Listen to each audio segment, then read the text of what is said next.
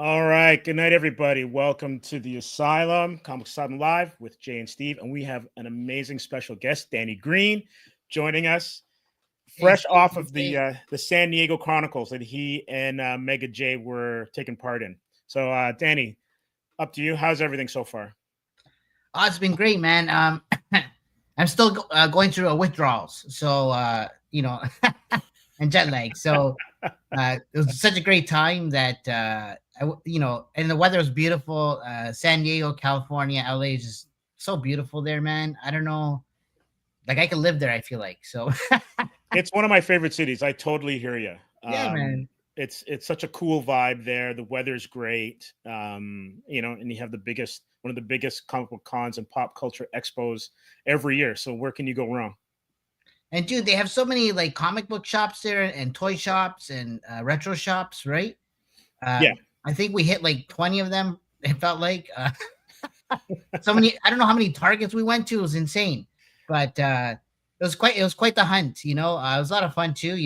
Just exploring and whatnot, and seeing like landmarks and things. I sort of I felt like I was in Blood In, Blood Out. You ever watch that movie? No, not familiar No, with okay, you should watch it. It's a gangster movie, but it. Okay. like some areas of the movie look like I swear they were filmed in like we drove by them. So I was like, yo, orale. But sorry. All good. All good. And Yeah, man. Mega J, he is in transport again this Yeah. week. Love it. He's Adding, in a adding some ramen fresh van. vibes. Adding some fresh vibes to the stream. How you doing, Mega J? It's all good, brother. All good. Just stuck in traffic. That's why I got the seatbelt on. You can see the everything whooshing by. So, So but good. Good. we got meetings, we got things we got to do. You gotta make this happen. You gotta make these happen. But lots of exciting things going on. Lots of indie books that we're going to talk about tonight. Very excited about our project, and of course, some very good friends of the channel and very good friends in general. Doing their thing. So yeah, we got tons to talk about tonight. So very excited. Yeah, for sure. There's a little bit of a layover from San Diego. There's some stuff that I didn't realize was there, even covering with your channels and whatnot. I didn't realize that some of the stuff that was actually available for the public to see. I totally missed it.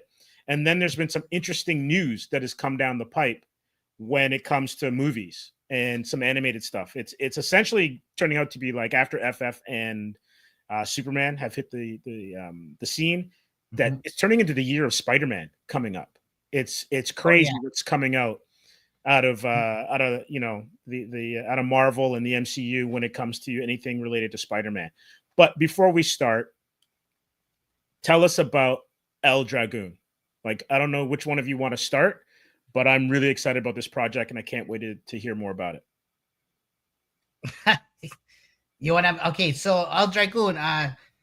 Well, you know what? Where we're at right now, we're at such a good spot right now because we just came from San Diego Comic Con and we had a panel there, kind of shared with Flipboard and Mad Hatter. But essentially, what it is, man, is the combination of all the things that we've grown up with in the '80s and '90s. I feel, and the more time we spend with it, we're just adding more things that kind of we grew up with. But essentially, what it is a story about a luchador named Juan Juanes, and he's a retired luchador wrestler. Um, and he goes through some rough times, right? But he's a washed-up retired luchador wrestler, and he discovers the tragedy and darkness in his past is linked to an ancient spiritual war. And what Juan must do now is step back into the ring, and he's guided by an ancient power from his past. And he's not just going back to the ring to fight, but he's going there to save the souls of mankind. And I would say like it's kind of like a mashup of WWE wrestling, lucha underground, lucha libre, uh, crossed with like Street Fighter and a little bit of Dragon Ball and stuff like that. So there's going to be a lot of action.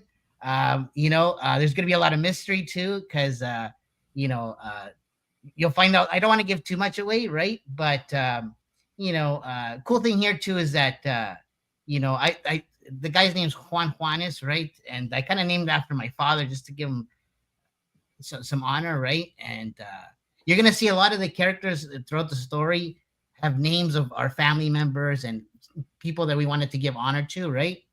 And there's going to be a lot of wrestling taking place, so there'll be audience members and cool things. There'll be a lot of Easter eggs, right? Just to keep it fun and interesting, right? And and yeah, it's just going to have a combination of things that were that we grew up with, right? And you'll see it throughout the story, but the story is going to start kind of like in Juan Juanis's later journey. He's already kind of older and retired, and that's kind of where it starts. But what's going to happen is there's going to be a lot of stuff from the past and a lot of stuff that he's going to discover as he goes through his journey, right? And we have some stuff which we can share just before everything goes. So, sorry, not to cut you, Danny, but we have we're planning on doing a fundraising for this, obviously, just like what you guys did successfully for Atrium, and of course, we're looking to the community to give us a hand on this, because one great thing about today's day and age, Steve, back in the day, we didn't have anything like Kickstarter. We didn't have anything like that. If we wanted to do this, we actually had to go to a publisher, or we had to actually try to self-publish this. And back in the day, you would have to talk to a distributor like Diamond. And Diamond now, like, history is strange, right? Like 30 some odd years later, Diamond is gone, right? Diamond is literally gone. We don't have Diamond anymore. We have no distribution. And now it's come to the point where Diamond was like your barrier to entry. If you remember, Steve, literally you would submit your book to Diamond. They would do a review, and they would say, okay, fine, we'll buy 50,000 pieces or whatever, right? Minimum buy is like 10,000, right? And that was all on you, right? You had to produce, you had to draw, you had to print, and then you had to deliver. Even the delivery costs were on you, right? And pay for the ad. And pay for the ad, exactly. Inside previews, previews, you have to pay for the ad. So with this, we're looking to do a fundraising with Kickstarter, obviously, and Indiegogo, and whichever platforms we can get onto. And we're looking right now to do a lot more with this. But we wanted to give your viewers, right, our viewers here at Comics Asylum, a quick preview as to some of the pages that we've already got somewhat produced. We're still on the way. We even have a fully colored, fully rendered version, which we will give a wonderful sneak preview to all of everybody here watching tonight. So first of all, let's go ahead and take a look at this now. Wait, before we start, Mega J, let's get some of the comments in, because there's a lot of people saying hi to you guys. Yeah, let's do that. And then we will hop into the preview, because I'm anxiously awaiting to see what you guys got. All right, so King Panther, greetings, Danny Mean Green Machine, and Mr. Superstar J. What's going on? Up, King Panther? What's up, brother? Brick something. Can't stay, but congrats, y'all. Love the do-it-yourself spirit and the creation of new IP for us and future generations to love.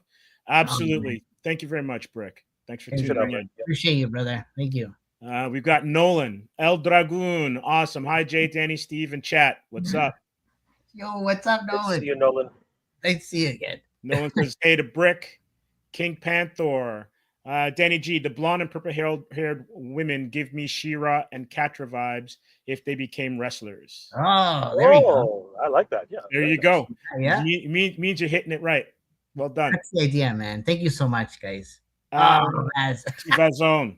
El Dragoon. Hi, everyone. Just came back from grocery shopping. Tiffany here. What's up? Oh, Tiffany. What's up? Hey, Tiffany. I'm doing Tiffany. I think she know this must be familiar to her. That is the Vaz Custom Special. Yes. There you go. I think you know what? I carry this figure in my pocket everywhere. So we get another look at it? Yeah, that's awesome. There you go.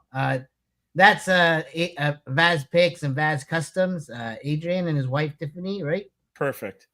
They do custom stuff, but they're huge wrestling fans, right? So dude, they went out of their way to make us this figure just to show how much they love the idea and just the support, right? And we super appreciate it. By the way, this guy came with us to SDCC.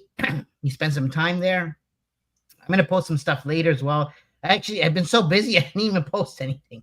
But anyways, you'll see some of that later. But anyways, super appreciate this very much. And it's just to give an idea, really, of kind of the direction, right? And these wrestling figures are pretty sick. They got a lot of articulation and stuff. So Oh yeah, that's great. I love the way that the shoulders can move forward and backwards. I love that. yeah, you get some of that. He even comes with a belt. So there it is. Oh, sweet. So Nice. anyways, yeah, man. So that's the idea. Well, the idea behind the project we're doing here is we just want to make a cool story and to follow up with action figures, right? And kind of just go wild with the story. So that's exactly what we're doing, and we appreciate all the support from everybody. So thank you. Oh no, for sure. And Jay, what do you have in store for us? What do you got? All right. So first That of all, we you want can to do. give a huge shout out to Tiffany and Adrian for the custom figure. We literally bring it with us wherever we go. People are enamored by it. It looks amazing. And of course, Danny just leaves it in his pocket. People are asking him, "Are you just happy to see me, Danny, or is that a wrestling figure?" And they're just loving it. So, Mario's in the chat. What's going on, Mario? Toy Cartel. Nice. Yeah. So it's not the official one yet, because what we're doing actually tonight is you know what, I better bring it up right now just before anything else. So guys, if you go to El Dragoon, is it eldragoon.com? Danny, what is it again? You got it. eldragoon.com.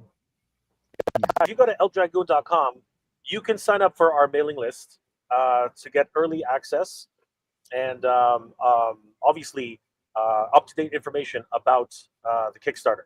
So please head over to El Dragoon. Everyone here in the chat, please head over to eldragoon.com. Start signing up for the mailing list. We want to get you guys on there so that you guys are the first ones to get all the news information that you need to learn about El Dragoon.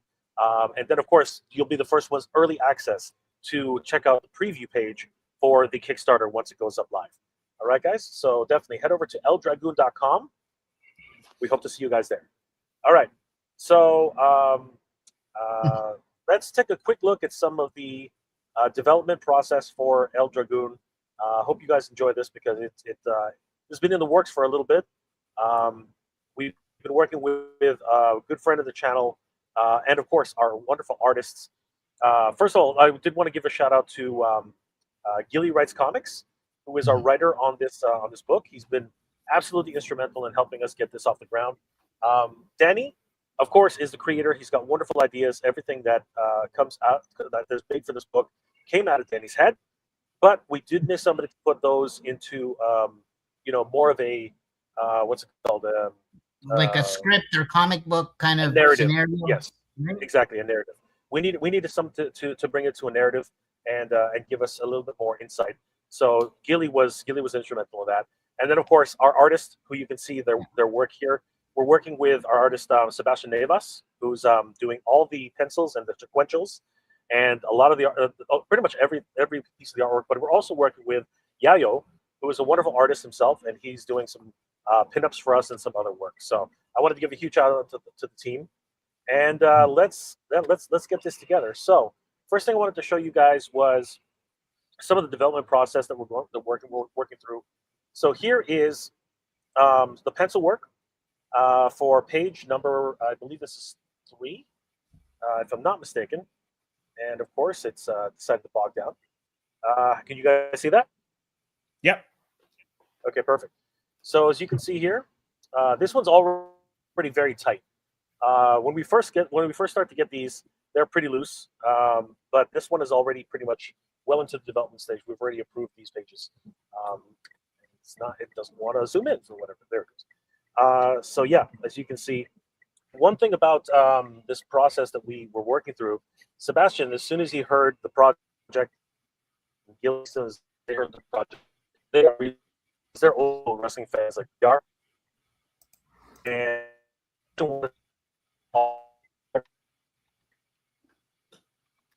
is that him? I think it's him. I think he's gone through the negative zone or something.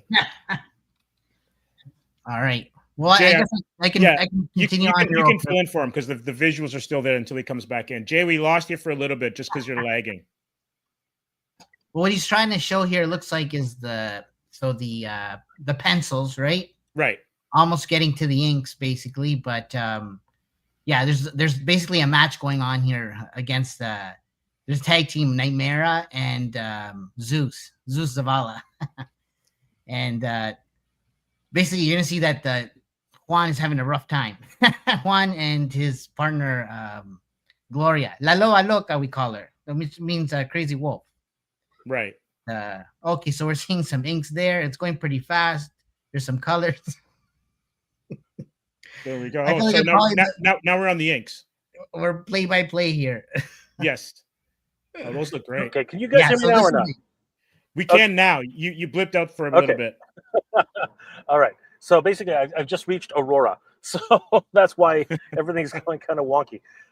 So I'm up in the boonies right now. All right. So let's do this since I finally got you guys back. So Don't right move now what from we're looking there. at here. Yeah.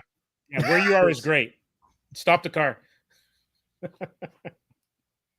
Oh, What we're looking at here is the difference between the pencils and how they transition into inks after final approvals. So as you can see, the pencils are looser but there is a beauty about them as always. But when it comes down to the inking stage, that's where things get really, really tight. We get to see a lot more sharper details, and as we progress down, you can see how things can get even a little bit more detailed as the inking process starts to take shape. And finally, you can see the differences here in the final inks. There were some additional edits, like if you noticed in the previous page, we actually had a referee in the back. We had no referee in the background. Of course, it went blank. There he is. So there's no referee in the background, but then we actually added a referee inside the images right now. Yeah, perfect. So again, it's a collaborative process. Obviously, it's a lot of back and forth between us and Sebastian, but we wanted to give people a little bit of a glimpse. And if you look closely at Loba's face, you'll see that a little added detail was put into it, a little bit more stress. Her eyes are actually half closed compared to the previous image, if it ever shows up. And she's just got a different expression overall.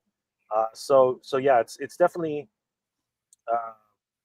There's a lot of attention to detail, right? And it's cool that Sebastian's he's really good at touching base on the details of wrestling match, right? So no, it's cool to see that that working with artists like Sebastian, he really understands what's going on, basically, and I find it's hard to have that connection sometimes, like trying to communicate what's on your mind to a person, right? Even writing it down, it's a challenge, because you want the writer and you want the artist to understand your vision, right?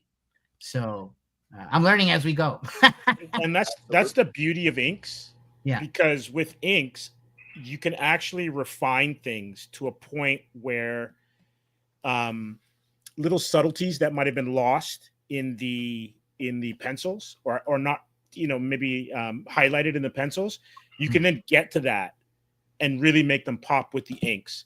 And so, like, when you have the same penciler and the inker are the same person, there's that process. But sometimes when you have someone who is doing the inks on top of the pencils, they bring their own flair to it as well too. And then the 100%. colorist brings it as well. Yeah. So, like, you almost have 3 points of refinement once you get to the finished artwork, and then you still have the letterer to do that as well too. Yeah, on top of that, yes. It's like layer, right? Yeah, but this looks great. This looks great, guys. Bravo. Yeah, and here we see, pretty much the final page. There are probably a few more things we have to refine here, but for the most part, we are 98% there, like, pretty much, right? The thing about these particular colors, Danny and I are pretty adamant about what type of green should be on El Dragoon. So there are a couple of things which we really want to touch up, but it's not that far. We're 98% there. We're pretty. This looks pretty there. There actually is a few missing components, but we'll leave that for later. right? But the referee But was it's one of them. fascinating. He wasn't there before, right? So Exactly. But it's fascinating to see, where you are with the inks and the pencils, and then and it's great to see this breakdown. And we hope that everyone watching sees the attention to detail, the care we're taking into this book, and the fact that we really want this to be something. Because I think, Danny, if I will, we want there to be a really good base for a story before we actually, really get into action figures, which is what ultimately action figures is where we want, right, Danny? Like we want action figures out of these, but without a good storyline, without a good base, you tend to like the characters you start creating. You're like, well, who's this? Who's that? Why did this guy come out of nowhere, right? So for us, it's very important that we have story, which of course is created by Danny Green, and then the actual comic, and then the action figures, to finish off the golden the golden goose, if you will. That's the final piece of the puzzle. So. Oh, for sure. Like one of the things, and you can see it with any debate that has anything to do with a pop culture character. It's the characters that drive everything. It drives the merch, like unless it's a character that's maybe a low run in terms of the toy that's been produced. The ones that really, fly off the shelves are the ones that were cool in the movie or cool in the book or cool in the cartoon. And so the world that you're building, which looks fantastic, and I love the story around it. Thank you. That's what's going to grab people, and then that 100%. Will translate into the collectible. Yeah, for sure.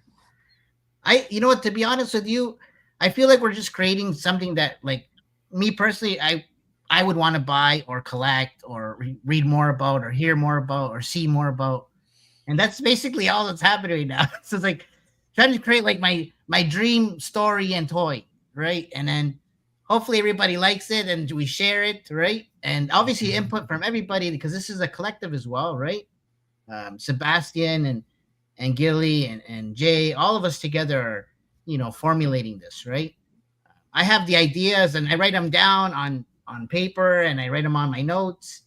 Sometimes I can't sleep, so I'll spend hours just writing stories. And so I'm writing backstories for each of these characters. We all are actually, but for the most part, I spend a lot of time doing it, right? And it's going to translate, and that's the idea, right? And we want to see something long term as well, right? So we're aiming for a 5-part series to start, right? Through Kickstarter, and somewhere in that 5-part series lead into the action figures. It all depends on how the audience reacts, right?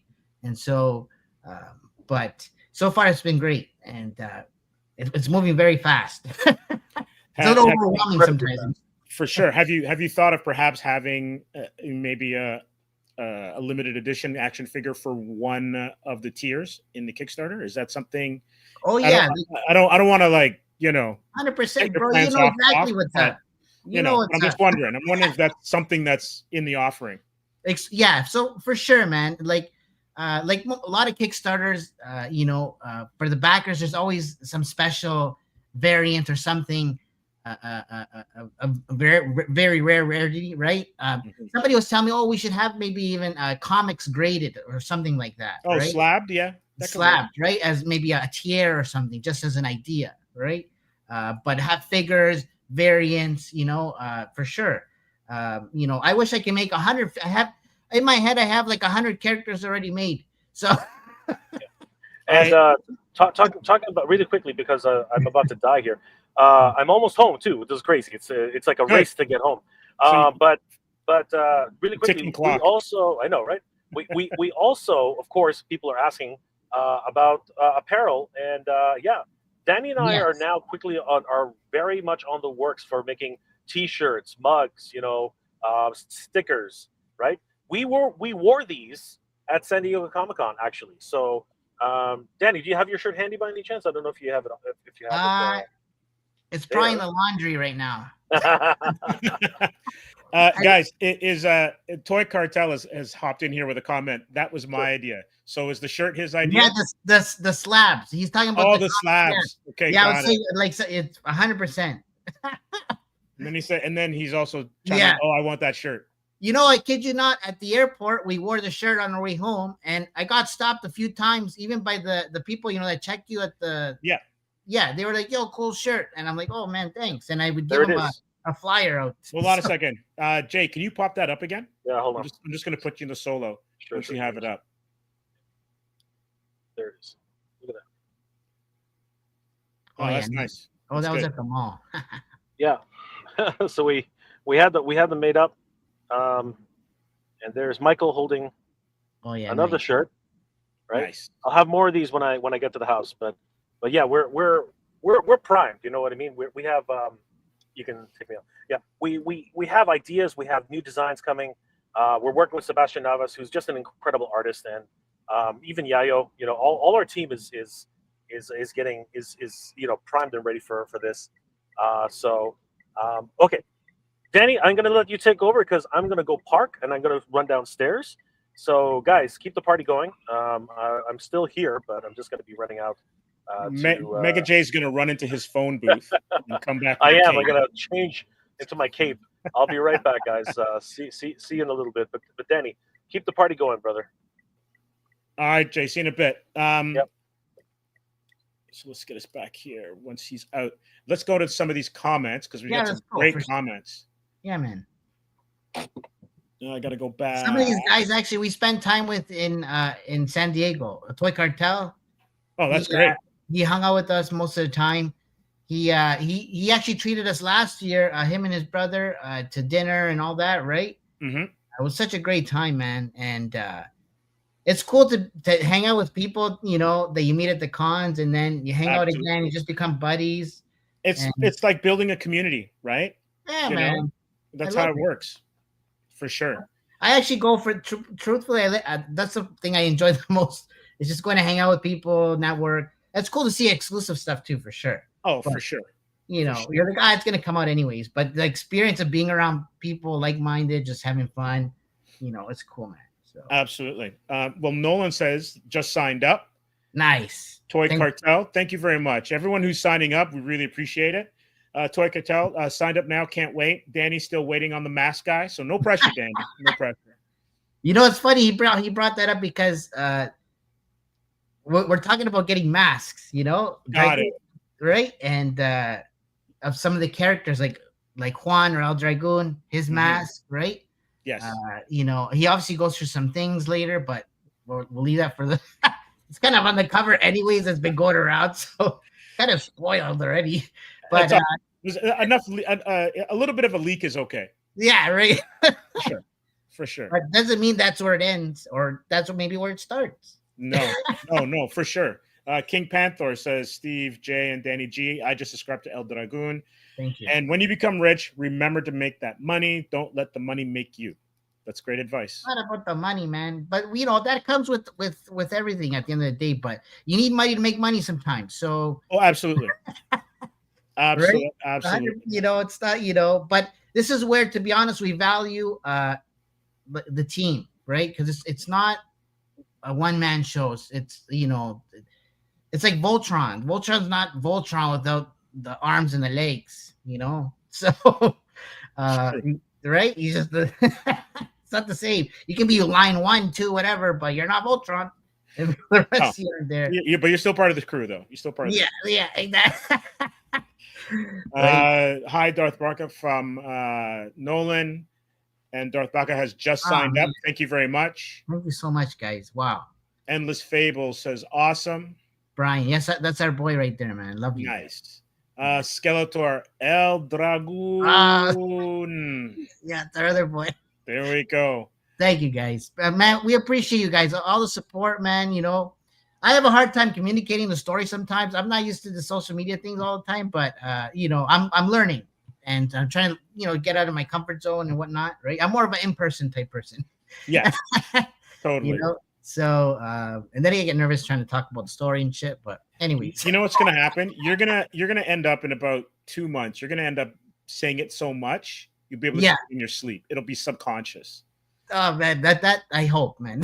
It will. That's how it works. It's got to be. That's how it goes, Yeah, right? it just becomes automatic. Yeah, and I appreciate them, yeah, man. and once you said it enough, then you kind of forget. Oh, am I saying it too fast? Am I saying it too slow? Like It's it just just so becomes natural. It's like, just say that. I like breathing. Absolutely. So here's a great one. King Panther says, "Gentlemen, I want to see figs produced someday with a ring and civilian clothed figs for alternate versions as well." That's a great idea. Why not, man? Like, Absolutely.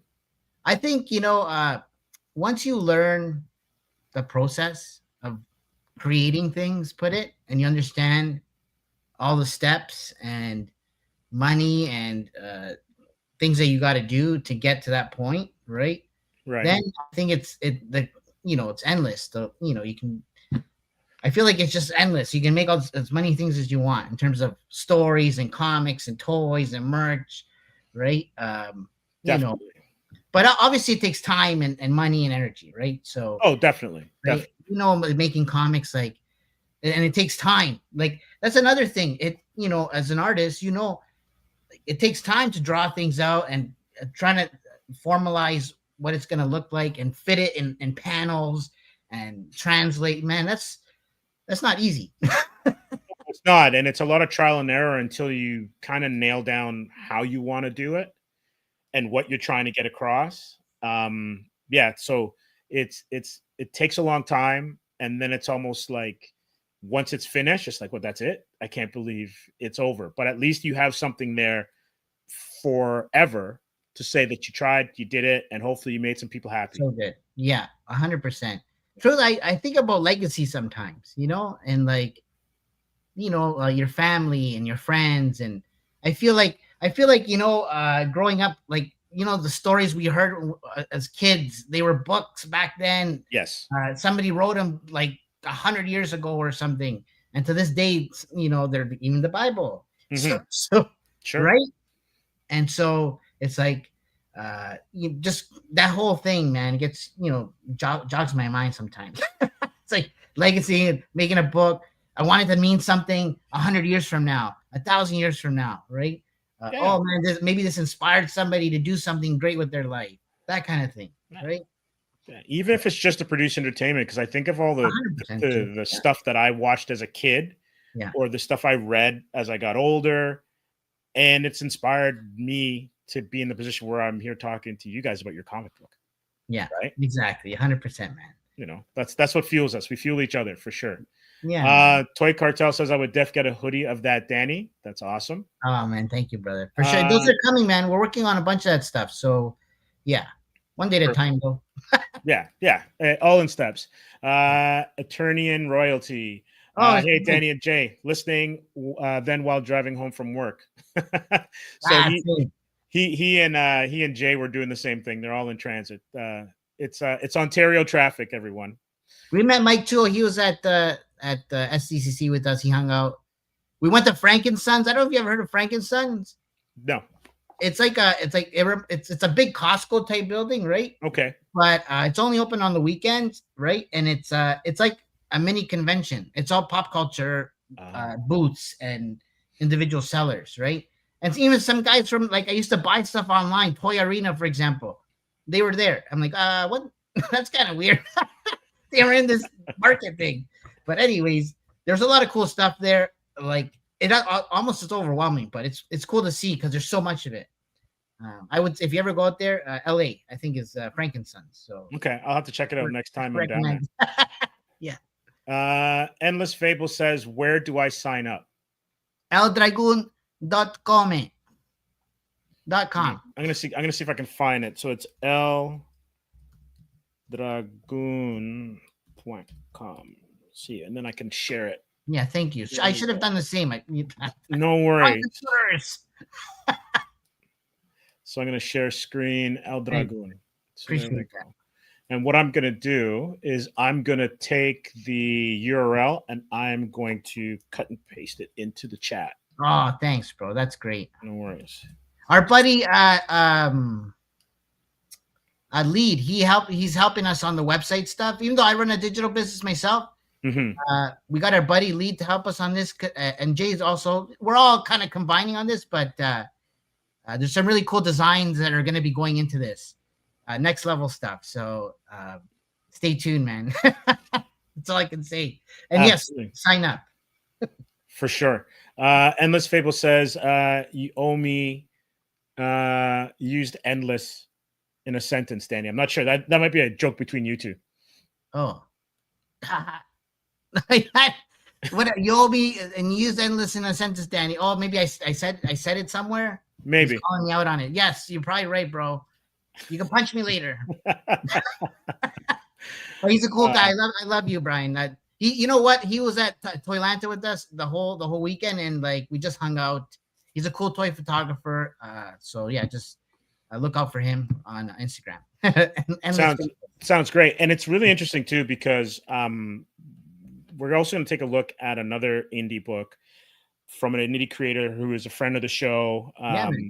Jay and myself go way back with this individual, Hugh Rookwood, super talented. Oh, yeah, I know him. Super talented, and he is finishing one of his IPs and putting it into a graphic novel. Nice.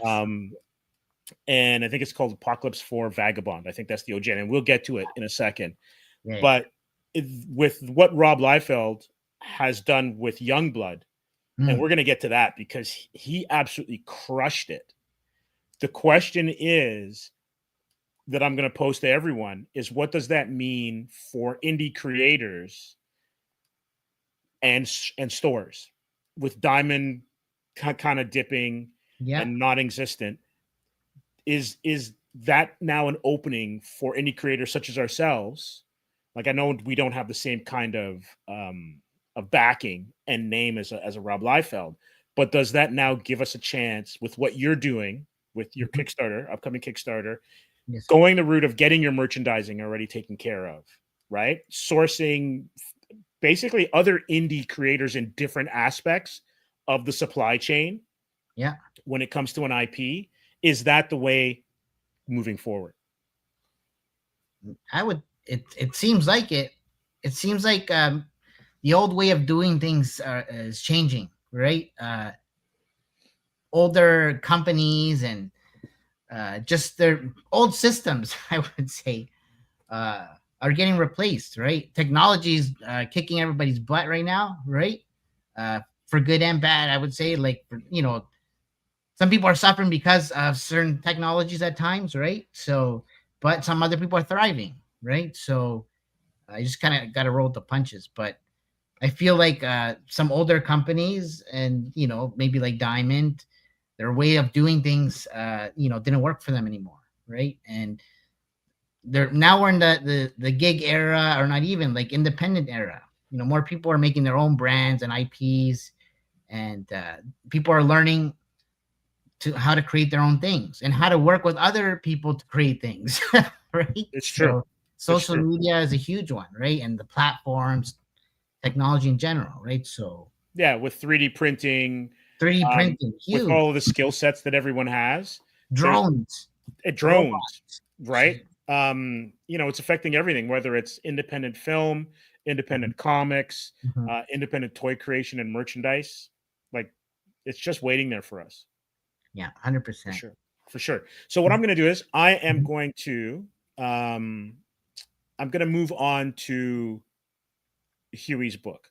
I'd really like to show everyone for sure, man, what this looks like.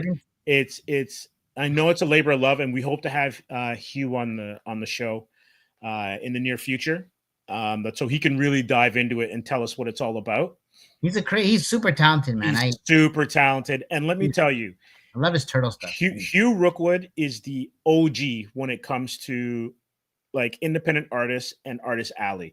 He is the Yoda, the Qui-Gon when it comes to like setting people straight on what's necessary to be a successful artist in Artist Alley. He has done the convention circuits. His knowledge and his talent is coast to coast, right? Yeah. So from the Pacific to the Atlantic. Yeah, I don't go around. Yeah, and I'm so happy that he has got this coming up. And let me see if I can find it for everybody here. Is it on Instagram? Let me see. Yeah, I think it is on his because that's what I've been lately seeing it. Yeah, actually I have it here, and I'm gonna bring it up.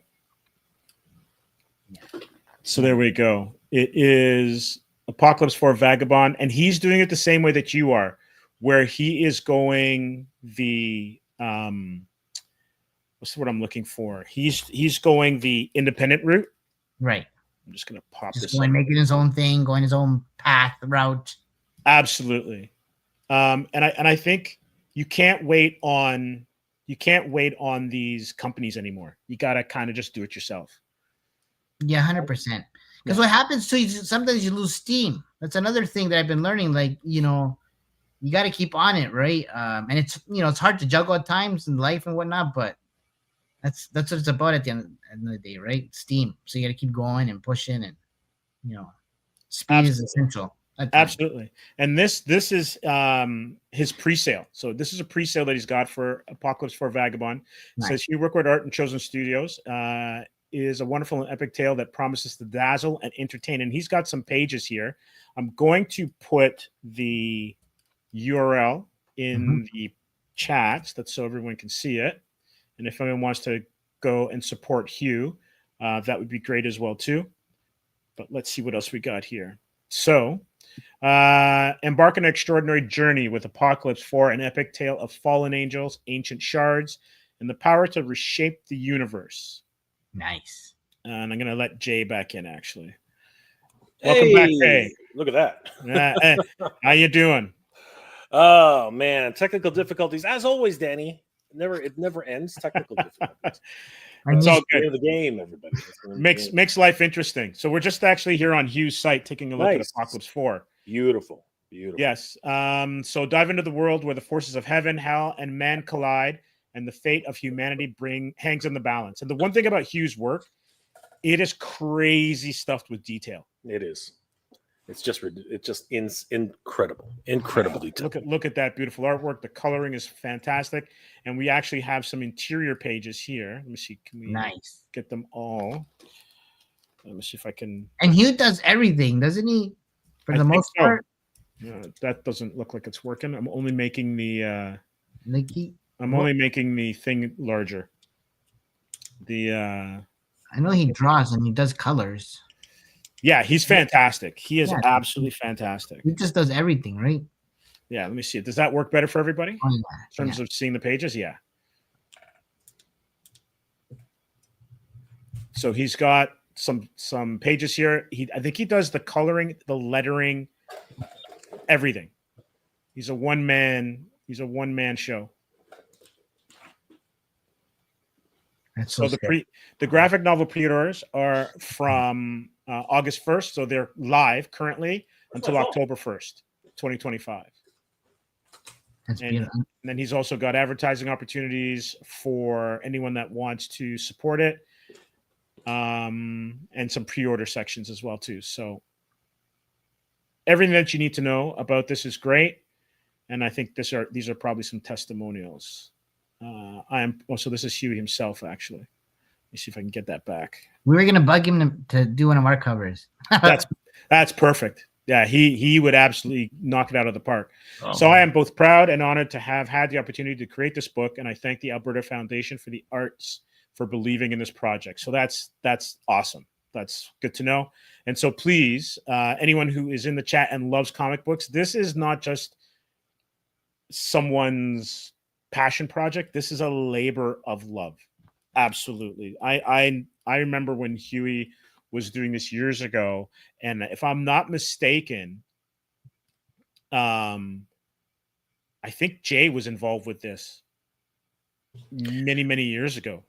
Okay. So yes, we both myself and Corey Corrado, we were involved, and we were like, it was really, my involvement was mostly just lettering and helping with promotions, but the real art, the artistry, the story, everything about that was those two. Now, it's my understanding that Hugh has taken this to the next level, and he's got a brand new story to tell. You know what I mean? And I'm very excited about what the future of this project is going to be. I mean, just by the few preview pages that he's put up online, you can tell this thing's going to be killer. And if anybody had the pleasure of reading the first Apocalypse 4 2 issues that were actually published, you know that it brought fire. It was really something quite insane. Definitely. I think I have a copy downstairs of the first 2 issues, and I just enjoyed seeing when the pages would come in, or when he'd have a chance to show us. Right? Absolutely. Mind and body, yes, agreed. Passion projects are usually labors of love, but sometimes there's a lot of hate in that labor. Can't lie, especially when you're in like the last quarter of trying to get something finished. Oh, 100%. Like, so it can be a slog sometimes. It can be a slog. So talented, absolutely. He is definitely mad talented. And we have Mind and Body looking at the El Dragoon thumbnail. Tell us more. We will definitely get back to El Dragoon shortly. Thanks. 100%. Yes. But what we're going to do now, because we had a chance to highlight Hugh, we are going to take a look at, like, how do I say this? Is Rob Liefeld reimagining, reimaging, restructuring how we potentially will be getting comic books in the future? Because he just reissued Youngblood #1, and he did it all himself. So he did the shipping himself. He went to Phoenix to pick up the books. He shipped to Tokyo, and he sold $500,000 worth of books. Incredible. For Youngblood #1. Incredible. Unbelievable. Unbelievable. So let's take a look at. But he's got a huge following. Absolutely. And then people love his stuff. So there's not, it makes sense that, that's the kind of turnout he would get, right? Absolutely. Makes total sense. So if we take a look here, and that's why I want to have this conversation with you, because there was some consternation in the YouTube verse about what this means. Okay.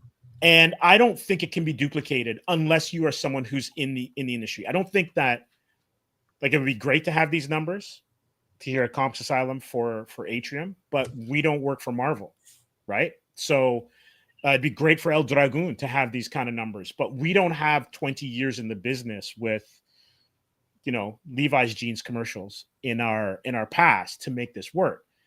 But it doesn't mean that we can't be striving towards that. Of course. I think even Eric July, he had some huge numbers for his first set of books.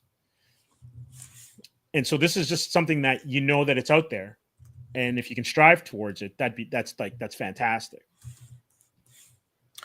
No, 100%. I mean, at the end of the day, where anyone would kill for those numbers. Let's not get it twisted, right?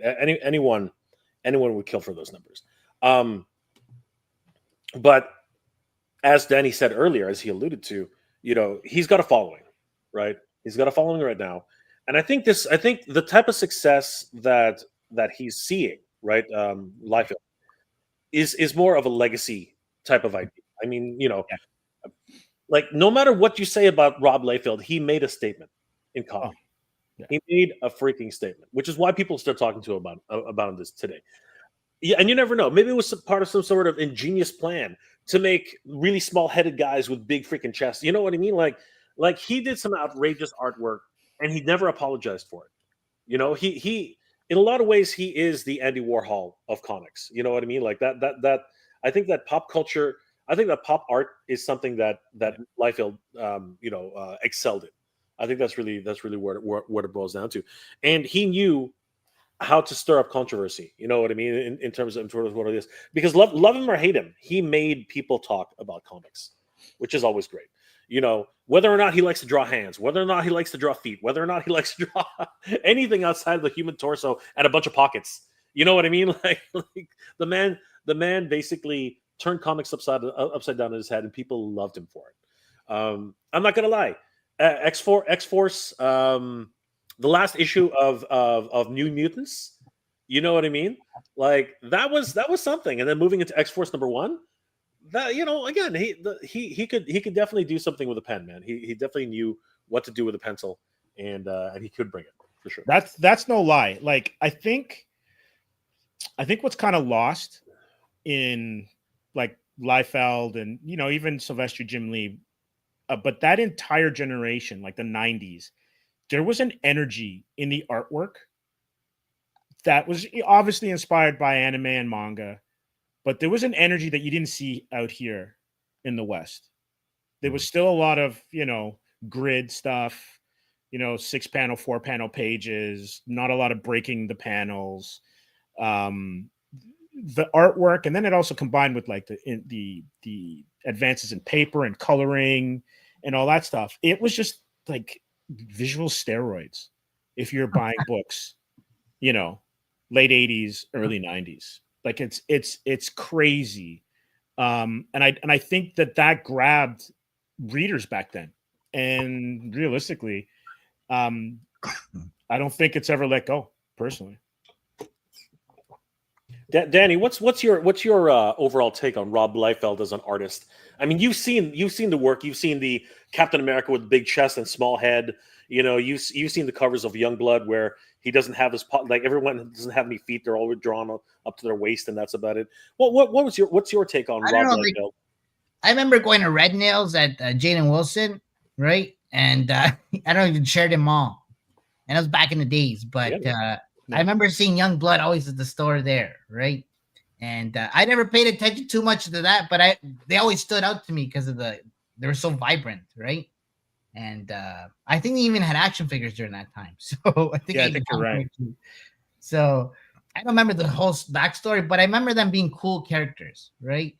And they just looked badass. So the fact that he's he can draw all that up, he's doing all the fulfillment, he's doing the A to Z kind of thing on his own. That seems to be more of where indie's going, right? People just figure out their own processes, and they try to cut out the middleman sometimes to save a few bucks here and there for doing that, right? But then then it's your time and energy going in there where you can be creating verses, right? So, but yeah, I know. I think you're 100% right. The like his like Youngblood is now going through Image, so that means you will be able to find it in a comic. Oh yeah, Image. Right? That's Which is a logical. It's a logical thing, and we'll get to some of the comments because essentially what he's just done is crowdfunding off of his status, celebrity, and right. We would all do that. We would all do it as well too. But the thing that I think the delicate balance that we have to think about moving forward is the comic book store is still the lifeblood of the industry. And it really is, man. And I think we have to maintain that and foster those as much as possible. Yeah, 100%. But what I think we also have to be aware of is the casual fan, the casual reader. How do they stumble across the books that we might have when we were kids, just walking into a variety store or a Barnes and Noble or whatever, right? And so, is there a way to combine those two where the shops are still thriving, but anyone that walks into a store doesn't necessarily have to make a trip to a particular comic shop that's in your area? Can you get some of the issues or some of the titles, some of the digests off of a magazine rack at like a drugstore, like how it used to be? I don't know if that's actually. I don't think drugstwores carry comics anymore. No. But I'm saying if because they don't, right? Exclusives. But I'm wondering if like cover A's as an example. I haven't put any thought into this, but like, what if cover A's were on the magazine rack at a variety store, at a drugstore? So your high run issues are in those, or even like a dollar store as an example, because you can still get comics at a dollar store. Yeah. But then your cover B, C, 1 in 50, limited run, store exclusives. Those are where you go for the collector. Yeah. Yeah. Right? Yeah. And I'll give you a perfect example. if I want to buy a baseball glove, I can go to Canadian Tire. Sure. But if I want a really good baseball glove, I might go to Sport Check up here in Canada or whatever. It's not like I can't get a Like baseball glove. Dick's Sporting Goods. Dick's Sporting Goods, or used to be National Sports. Yeah. But I'm wondering if there's a way to broaden the reach, still make retailers, like the exclusive retailers, the specialty retailers, thrive, but also grow the market. So here's something interesting. If you look at Tuvaz Zone, I don't know if that's Tiffany or Adrian, but if you look, I think it's Tiffany. If you look at her comment of 902, this is an interesting reader. Yeah, I'm a casual reader, but my answer is make an action figure. So so what's McFarlane been doing? Absolutely. Right? McFarlane's been doing page punchers, right? Yeah. What are page punchers? Page punchers are comic books which are bundled with mini action figures, about 2 and 3/4 action figures, right? He's gotten into GI Joe. He's gotten into Thundercats, Power Rangers. You know, he's done, of course, DC, right? So, and now Marvel. He's getting into Marvel, right? So he is literally reintroducing comics in one of the most thriving markets right now, which is in collectibles, which is now action figures, right? Not only is he going for the comic book market, he's now going for the action figure market, which of course that goes without saying. It's McFarlane Toys, right? But he's hitting both markets at the same time now, right? Every single one of his Kickstarters for Spawn has included books, like limited edition books or reissue books, right? Things that you couldn't get all over again, and now they're being reissued as collectible items, right? So he understands the market. And I know it's crazy. He's brought the comic book chase mentality into action figures. Gold label, platinum label, right? Chase figures. Danny, like a lot of the stuff we have at Titan Toys, right? It's some of the most sought after ones are the platinums, right? Like it's crazy, right? Like whenever we find something, we post it up online because people they just fly like that as soon as people realize we have them, right? Yeah, definitely. Danny can see firsthand. Yeah, I'm gonna hit some of the comments because we've got some great comments here. Yeah, for sure. And I'm actually anyone who's tuning in, I'm trying the beta for the first time where the actual comments come up on the stage. So we'll see how that works. Yeah, that's the issue with that one. Yeah. So what I'm gonna do is I'm gonna switch to that. No, I was joking. I don't care. I was joking. Yeah, it's all good. 40 years in the business is going to draw people in. It's just crowdfunding. It's true. Mind and Body says, and he's got some top talent doing some alt covers. And to be honest with you, that's what we did for Atrium, and that's what you're doing for El Dragoon. But you can only swim in the lake or the ocean that you're in, right? So getting a Jim Lee cover for me is a bit of a stretch, but they're really talented artists that we got for our covers, and they've caused them to sell out. Like some of our issues have sold out just because of the covers. Yeah. We're already dabbling with alternative covers. I mean, like we're reaching out to people who are very popular in the wrestling scene, right? Like Dave Wheeler right now. He's done a cover for us, which we showed at San Diego Comic-Con this year. I don't know, Steve. Did you watch our panel at San Diego Comic-Con? I don't know if you had a chance. I haven't had a chance to watch it yet. No. All right. Well, I can actually bring up. If you got a second, what I can do is really quick. Yeah, I can show you really quickly what something really quick. Let me just bring. Keep going through the comments. I'll bring this up and let's keep answering some comments. All right. Mind and Body also kicks in with, but I do believe that leveraging your channel towards cool things and projects you're producing is a solid path. Yeah, it's all about awareness, right? And in the past, you might have had to get a PR company to kind of get your name out there to cut through the fog. But if you can do it yourself and you have your own channel, or you have friends that have channels, now exactly. It's all about collaborating and building your audience, right? And community that we were mentioning before, Danny. Connect with your people, right? That's why we like going to events. That's one of my favorite things, is just connecting in person. And I find that's where the passion comes out the most. Yes, right. And people feel it, and they just align, and it's just kind of like natural, right? And there's nothing better feeling than that. Truth. Definitely. To Vaz says, Image started with just a dream, endless possibilities. Yes, Brian, I used your name. So I guess it's endless. There we go. Yep. Rob was a kid back then. Yeah, it's funny because this might even before I knew he was an artist drawing for Marvel. It was that jeans commercial. It was the Levi 501 commercial. That's the one I remember. Yeah, and I'm like, what? Because this would have been, I might have been like at the end of high school when that commercial came out. And I'm like, what? And that's how I knew about him. It was great marketing when you think about it. At Mega J Retro agreed. It's his legacy, and he is like Stan Lee in that he can generate excitement about comics because of his genuine love for comic books. Yes, definitely. Let me see here. Mind and Body. It's American manga, basically. Yes, for sure. Stores are on their last leg. I would say that it's difficult for a lot of them. A lot of it has to do with Diamond and that scenario. I think they're just caught up in the system, and it's hard to get themselves out of it. Like when you think that Dynamite, and I think this is the number. I think Dynamite's owed like $1 million. Yeah, it's sad. From Diamond. It is very sad. Like, so that's going to trickle down to the stores.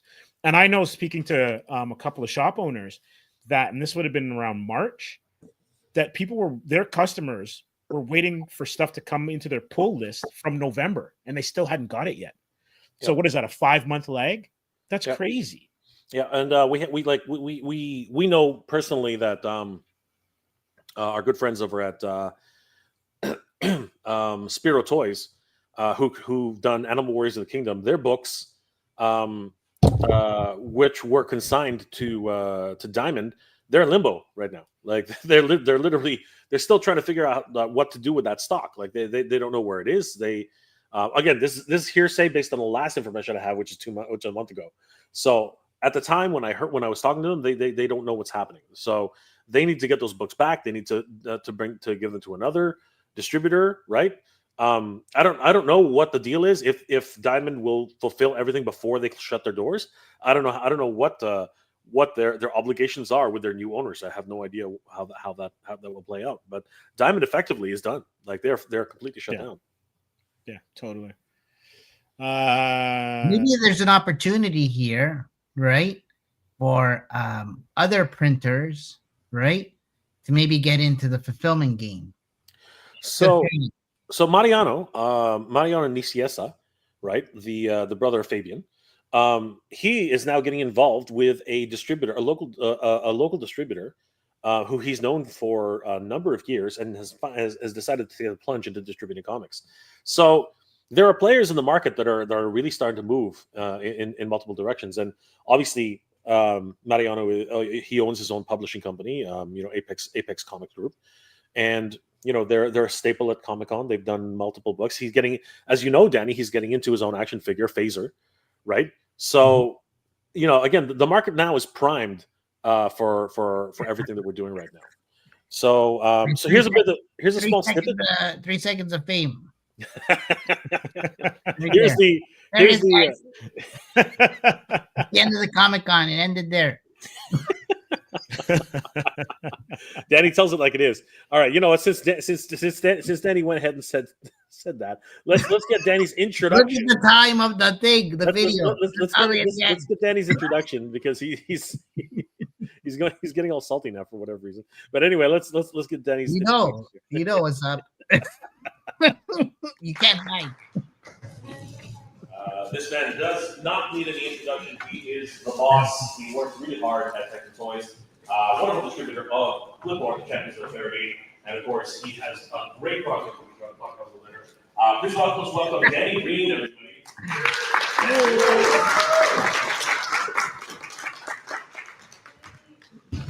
And of course, this couldn't have been done without assistance. Basically, the entire it takes a village to raise a child.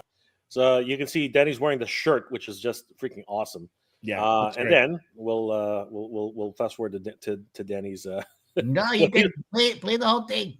Play the whole thing. The 2 hours worth, the 1 hour worth. Danny.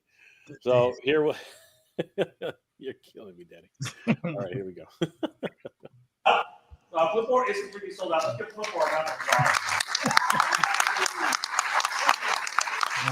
We had a packed room, actually. That's pretty good. The project, we have to wrap this up really quick. It's called Universe 55. We're working on a Lucha Libre project. We have a prototype right there, Danny, if you want to hold that up. And you can talk to us afterwards. We just literally ran out of time here, guys. But we hope that you guys will enjoy the rest of Comic-Con. We have a lot more things to talk about. If you guys want to pull us over and talk to any of us, thank you guys again for being here. Really quickly, credits. I did want to say thank you, huge shout out. Unfortunately, you didn't have time to speak. Huge shout out to Dave Wonder. Dave Wonder. For the cover. He's going to be working on for us, Dragoon. And then, of course, I want to thank everybody who's on the panel. Guys, really quickly, huge shout outs to John Nostalgia Boxing. So, if anybody wants to watch the full panel, which was a lot of fun, we actually had a 1 hour discussion, mostly Mad Hatter, because obviously he had a lot to say. But it was a really fun panel. We did a lot of great things, and it was unfortunate that we didn't have enough time to go through El Dragoon the way we properly wanted to. But we're going to make up for that in the next few events that we're going to be attending, starting with VonCon this weekend. We're going to be there, and we are going to be pushing and showcasing everything that we have for El Dragoon and telling people who are interested in the book everything about it. So we are very, very excited for VonCon. But yeah, it's going to be a great time for us. It is a great time for us right now. For Bret Hart, he's going to be there. Bret Hart's going to be there. Yes. Oh wow, that's cool. Yeah. Canadian wrestling royalty, for crying out loud. He's my favorite, man. I grew up watching that dude. Bret the Hitman Hart. Yeah, man. Who doesn't know him, right? The excellence of execution, boys. Right? That's best there is, best there was, best there there. we go. Got a couple more comments that are actually pretty cool. Endless Fable says, community builds stores. If you build community and family around your properties is key to comics and any independent toy line. Key is continually grow that community. Absolutely. And never take your community for granted. 100%. You're always Right? trying to take advantage of people. No, Yeah. At Endless Fables, fortunately, Mega J has that in spades. Just have to share links, spread the word, and do more marketing outside the box. And cloning also helps too, because you just have the time to do it. And then we have the absolutely yes, sir, from Lead Designer. Lead's in the house. Good to see you. Absolutely. See you, Lead. Haven't seen Lead in a long time. Good to see you, brother. And then John Guzman says, I agree. So yeah, we're all in agreement of what's necessary. It's just showing up, doing it, and being consistent in doing it. Yeah, man. Right? Yeah, for sure. Now, we're going to be moving on into some movie stuff, and we're going to come back to El Dragoon as well too, because we want to get the people on that page up. I just want to say one more thing. Yeah, go ahead. I think comic shops should really push independent indie. That's it. Oh, I agree. Right? Plain and simple. Like the Gotham Bash, for example, was cool. There was a cool event with all the indie people under one roof. Everybody was mingling and having a good time, sharing their projects and just connecting. I connected with so many people on Instagram, and I get to know. Anyways, it's cool. You're so right, because not only does it build the community around the customer, but also the creators. Yeah, exactly. Right? And Carlos, who runs Gotham Central Comics and Collectibles in Mississauga, Ontario, is fantastic for that. Like, he is an absolute giant when it comes to bringing together the community. And also quite fortunate, because we take for granted how many creators there are, either mainstream or indie, in Ontario, right? Just in the GTA area alone, there's a ton. And then when you start going outside of that, there's even more. And it just shows you with how successful those events are, just how hungry the public is for pop culture, comics, wrestling, toys, and the like, for sure. Definitely. For sure. 100%. Yeah, I'm gonna share something with you now.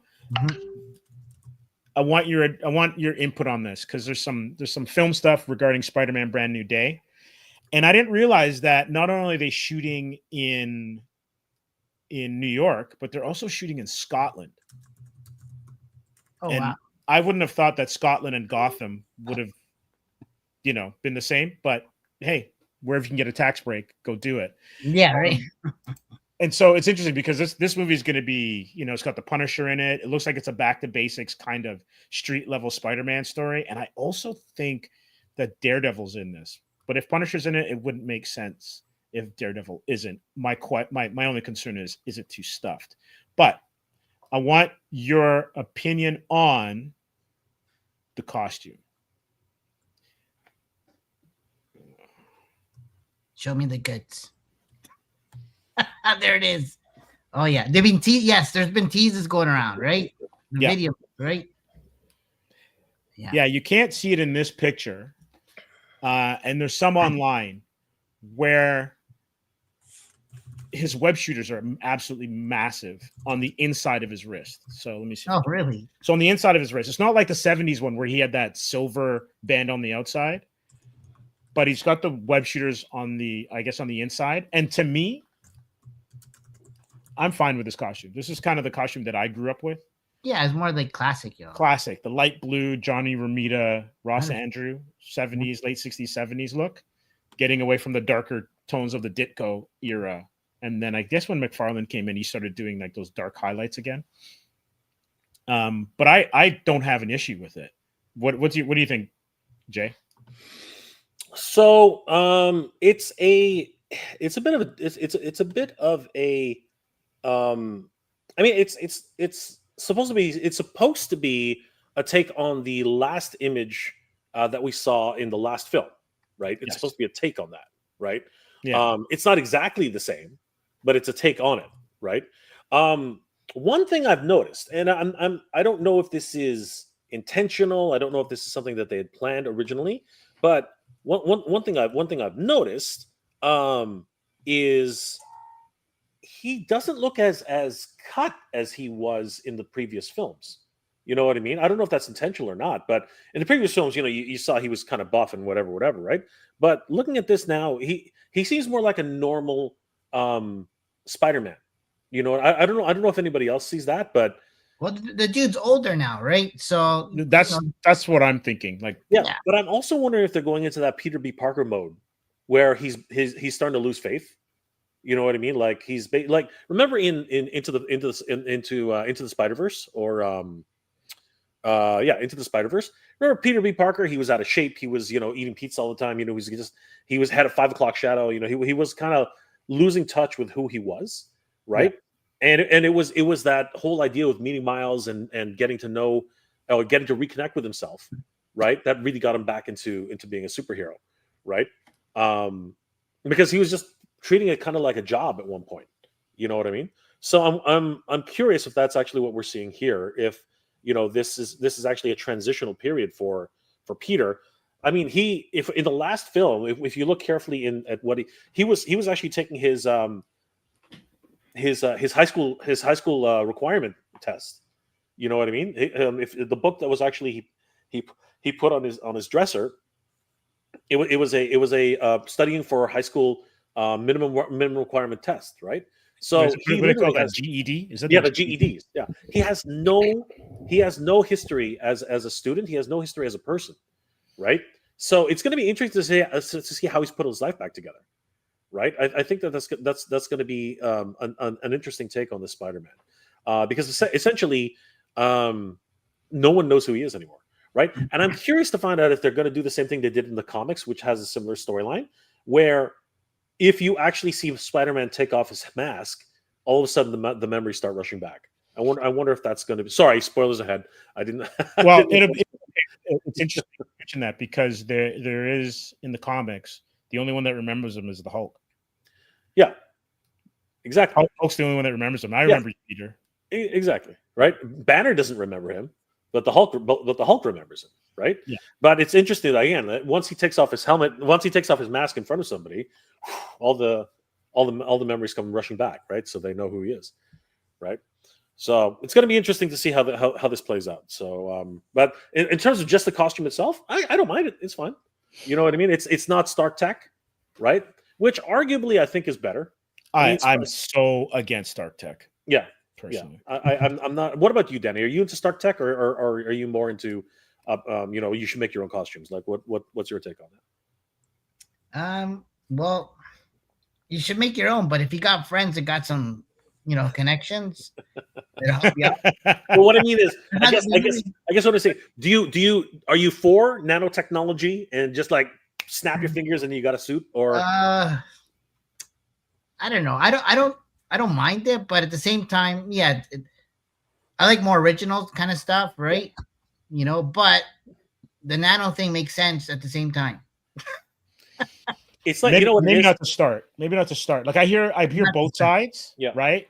But I'm a bit of a let them rough it.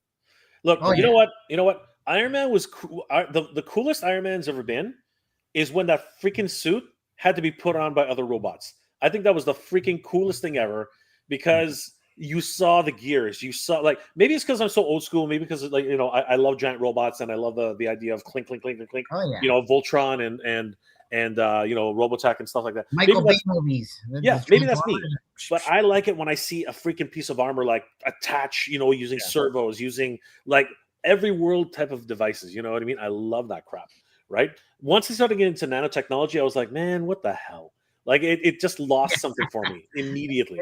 And then when he started, like, when he was taking on Thanos, and Thanos was just like blowing pieces off of him and they started reforming, I was like, come on. Let's get back to basics here. And you know what? With Ironheart, I love that. I love the fact that she's rebuilding her tech. She's putting it together with her hands. The fact that she used to build cars. You know what I mean? Like, she needed a car for the finale. That's what I'm saying. She like, you know what I mean? That's cool. Yeah, that was fun. That's cool stuff, right? Yeah. That's the stuff I want to see. She took the General Lee from the Duke Boys and made her armor again. Exactly. This is what I'm talking about. Like take what it is that you hate and you make it into something you love. You know what I mean? Like that's cool. That is really cool. Mind and Body says this is a throwback Spidey suit. Yeah, for sure. Ditko and John Romita Sr. As far as the design, they need to have some muscle on that suit. Looks too plain unless he tossed the Stark suit and is going on his own. Yeah, I don't think he had access to the Stark suit at all. I think it. I think it ran out of power. Like, I think it disconnected itself from the server. You know what I mean? Because I don't think it's supposed to be there. Right. And Too Fast agrees with you, Mega J. Absolutely. But I've got a little treat here for you guys. They actually have footage of him swinging. Do it quick so we don't get shut down. Yeah, this is going to be really quick, but it's off. So there it is. Ooh, it's practical. He is in danger. it's practical. What kind of? What kind of? Danny, go ahead. No, it's like Disney World or wherever. I know exactly. That thing fails 3 times a day. But it does. Have you seen those fail videos where it freaking like slams into the wall? There was one ride I saw. I don't know where it was, but it was the ones that spin, and you're in a circle and it spins and it takes you upside down, and then you do the 360. Yeah. So it goes up and it broke in half. Oh no! It went like this and it broke in half. So the ring where everyone's sitting falls right back down. Oh, I know like 40 people were injured or whatever. And that is, ladies and gentlemen, I'm retired from rides. I do not do that anymore. Yeah. Like I watched one where they got stuck right at the apex, and they had to call the police and the fire department. They had to walk them down the ramp. It was and think about it, you're like 50 stories up, man. You know what I mean? Like, you are high up, and you got to walk that. The kids were freaking out, man. It was crazy, and the parents couldn't hold them. They had to hold onto the rails. So the kids had to walk by themselves. That is some terrifying stuff, dude. That is crazy. Yeah, definitely. Like, leave me in a Millennium Falcon with a TV on, and us whooshing, and the moves around a little bit.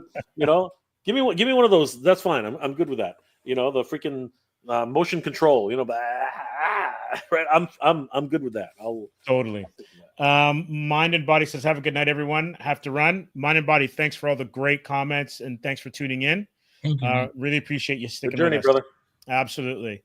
Mythic Dolphin says, Mega J Retro, I replied to your email about my KS Flip-a-Bot Cha order. Please check your email. Yeah, so Mythic Dolphin, just since you're here, do you have an IG account where we can talk back and forth, or any way we can just message each other, because that would be really helpful. But I will check the email. Thank you. Was it at Hatter Toys or was it my personal email? I'm just curious. But anyway, good to see you, Mythic Dolphin. Yeah. Tuvaz says, scary. I wonder if this stuff happened when we were kids and we're just oblivious to danger, or if this is happening more now. It's a great question. I would say that with more news and everyone having a cell phone, when things go wrong, we kind of see everything. Yeah. Right. I agree. So there's that. Before we head off into something that I saw on Instagram, I want to just do one last thing for movies. And apparently there's a new Star Wars movie starring Ryan Gosling. What? Yes. Can I say it? Absolutely, because we're gonna go to the Starfighter, right? Nice. And they just cast Matt Smith of Doctor Who fame. You're kidding me. As one of the villains. Is this the same Starfighter as back in the 80s, where he plays a video? Anyway, just play it. Let's see what it's about. So Star Wars Starfighter enlists Matt Smith in villain role, and I think Mia Goth is also part of the cast, who's also another villain. So as previously being eyed for The Rise of Skywalker, Smith joins Ryan Gosling in Sean Levy's feature. Thanks. He was great. He is great in House of the Dragons. He's yeah. As a villain, he's amazing. Yeah, he's just got that look, right? Can go either way. Absolutely. So Matt Smith is finally getting his turn in the Star Wars galaxy. House of Dragon star, who at one point was eyed to appear in 2019 Star Wars The Rise of Skywalker, has been tapped to join Sean Levy's Star Wars Starfighter, the Hollywood Reporter has confirmed. This is one of multiple villain roles, according to sources, with Mia Goth playing another one. Ryan Gosling stars in Starfighter, which has a release date of May 28th, 2027. Yeah. Sounds interesting, for sure. Yeah, cast-wise, absolutely. I'm with you on that. Yeah, man. No, it'll be good. Sounds good, man. It's going to be like a Top Gun when it starts. Yeah, I think you're right. In space. Highway to the Nebula Zone or something. It'd be cool, man. I'm down for that. Hopefully, you know what? You never know. Maybe that'll reignite a lot of the Star Wars stuff. You know what I mean? Because it's kind of all over the place right now, right? Yeah, for sure. And then this is the last thing I'm going to share. Second last thing. We'll talk about it this last one later. But this one, I want your input on. Let's see if I can find it. Yeah, there we go. So this is Collider Frosty. This is his account, and this is from the I can't remember what the name of the booth was. Oh wow, Airwolf. An Airwolf helmet. No way. Yes. With the buttons. Was this at SDCC? Where was this? This is SDCC, and I just can't remember the name. There was that booth that had all those. Yes. And in the background, on display when I was there. In the background are all of the Star Trek ships. So back there are all of the Enterprises and Star Trek ships. Yes. And for god awful amounts of money. Oh, I can imagine. You know what? I saw those 3 helmets on display. I didn't realize what the third one was, or I guess the first one was, because they didn't have the damn thing on. Yeah, so it's factory. It's from factory. Yeah. And then it's not. No, it's not factory. No. This is the booth. No. It's called factory. Is it? Okay. Yes. Yeah. Okay. I could be wrong. I think it's split. I think it's actually split between 2 booths. But obviously, Factory Entertainment has the Cylon because they have the license for it. Battlestar Galactica, that's made by another company. It's if you look at the podiums, at the they have. So The Cylon's always cool, no matter what. That's really cool. But Yeah. I love the Airwolf, man. That thing is freaking awesome. That's awesome. And apparently, is one of the switches makes the visor go up. That is cool. So it just goes whoosh. Yeah, There's a go. Oh, that's really cool. that's cool. That is awesome. I loved Airwolf back in the day. Yes, so did I. When I was a kid, Airwolf was the freaking best. The theme song, Oh, just yeah. killer. Yeah, and it was weird because I remember watching Blue Thunder, Yes, the movie first, yes. right, with Roy Scheider, and I think It it was wasn't John as cool. Badham, right? It The was not as movie is awesome. The It Blue is. Thunder as a movie is amazing, Yes, but this TV series was absolute El Toro poo poo. It was terrible. absolutely, 100%. But Airwolf, man, theme So song, turbo boost, all that kind of stuff. Yep. Jan Michael Vincent, that stuff was great. Oh yeah, awesome stuff. Yeah, exactly. The theme song, Jan Michael Vincent. Yeah, just beautiful, inspired. Just greatly inspired. Definitely. But yeah, I did action figure scaled the helicopter. oh, there's So- actually RC versions of the Airwolf. Yeah. Helicopter. That you So can there was actually fly around. there was a Kickstarter about 5 years ago or so. Yeah. And unfortunately, it was such a debacle. There are archive videos of it. They actually did ship a few out, and some people did get them, but just very unfortunate. And there is a 1/6 scale. There is a 1/12 scale version of Airwolf out there. You have to piece it together for yourself now. It's really sad. It really is sad. But That's thing is hard, incredible. man. Yeah. That's hard. And so and you know that some of those people are never getting their money back. No, not at all. It's crazy. Like what they did was to make up for it, they sent them the 3D files, so they have to 3D print it themselves. It's so wrong. Like after paying that much money, then you have to actually go and pay for the extra cost of printing it. Terrible, just absolutely terrible. That's all sorts of ghetto. Sorry. Yep. And the other thing is the people, the content creators who actually pushed people to buy it, they got like massive hate. It was just it was a lose-lose situation everywhere. Yeah, that would be a PR nightmare, to be honest with you. Yep. It was a horrid situation. Just ridiculous. Oh well. Huh. Yeah, so that one I figured that's one that I wanted to ask you guys and see if you saw it, because like Airwolf was one of those ones where it just kind of sticks in the memory bank. Yep. Yeah. And The song, man. The song. Oh It'd yeah. be cool to see them again. Some new Coolness content. factor, the shape of the ship. You know what I mean? The freak, man. Yeah. It could move with like lightning speed, like it wasn't moving any faster than any other helicopter. It still went, it just looked cool, man. Look like, $6 million man running slow. That's right. Cool. That's all. That's what it was. It was that era, man. It was that time. Yeah, for sure. It was that time. So Mega J, do you want to remind everyone about what El Dragoon has got going? Yeah. So if you want to just share the show. So this is actually an exclusive print that was on sale at the Awesome Toy Show. This was commissioned by the Awesome Toy Show and illustrated by Yayo, who is an amazing artist.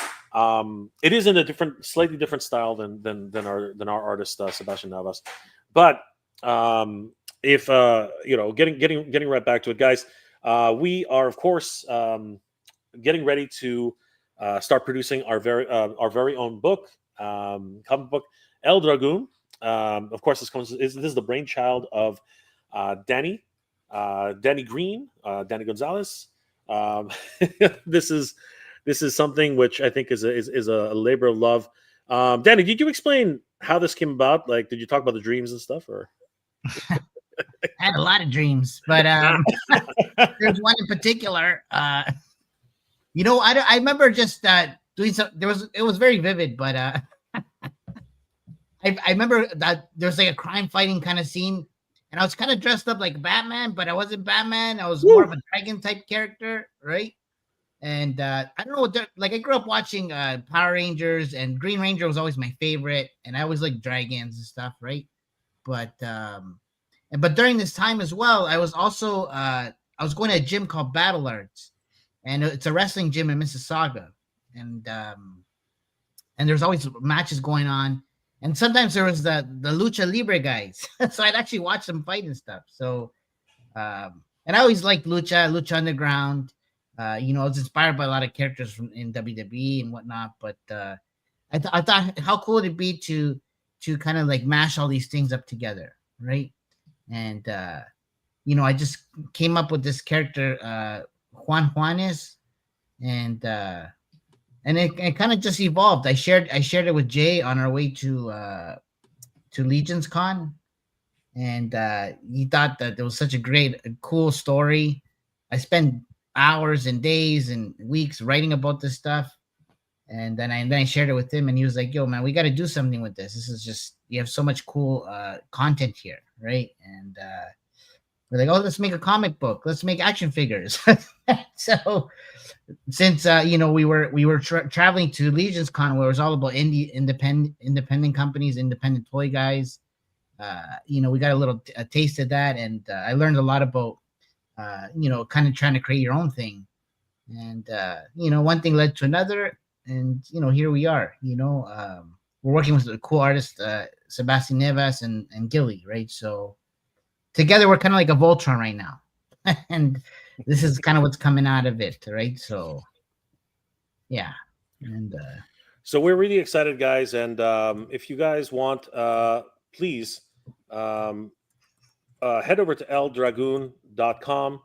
Yeah. Sign up for our mailing list, so you guys will definitely get the latest information for what we're doing with the comic, and of course we are planning on getting a action figure out of this. So Danny, if you want to bring up the prototype from Adrian and Tiffany, we can show. This is just their custom, right? Yes. But it's what is possible. You know what I mean? Like, this is just the start. But they did this as a labor of love, and our designs. We're working with a number of artists too, including JP over at Thundercats Classics. He's giving us a hand. We're also working with Jason. How do you pronounce Jason's last name again? Tonello. Tonello. Jason Tonello, who's doing some of our sculpt work for this 3D project, and yeah, so we're very excited about this, and where the end goal, of course, is action figures, but action figures need a base. They need to start somewhere, and we really do need support on this comic book. So once again, if you guys could head over to eldragoon.com, there's a coming soon page right now. You guys can sign up for the mailing list. It'll give you all the information. Steve, if you could switch to the coming soon page. Yeah, guys. So just head over to eldragoon.com. Sign up for the mailing list. We're hoping, and things can change. Things can change, but we're hoping for a launch date on the Kickstarter sometime either mid-October to late October. And the details will be coming. It's not definite yet. It's not definite. Yeah. Everything can change, right?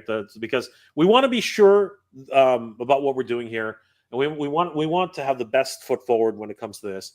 So we don't want to just jump the gun and go half cocked on this. We really want to make this a successful launch, because so many other Kickstarters that haven't had a good enough lead up have fallen short. We've seen that in multiple times in the past.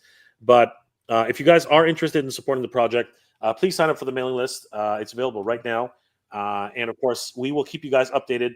Our next live stream will actually be this Friday at 8:00 p.m. Eastern Standard Time. We will be going live with the entire El Dragoon team. Well, the entire core El Dragoon team, and we're going to talk everything El Dragoon on Friday.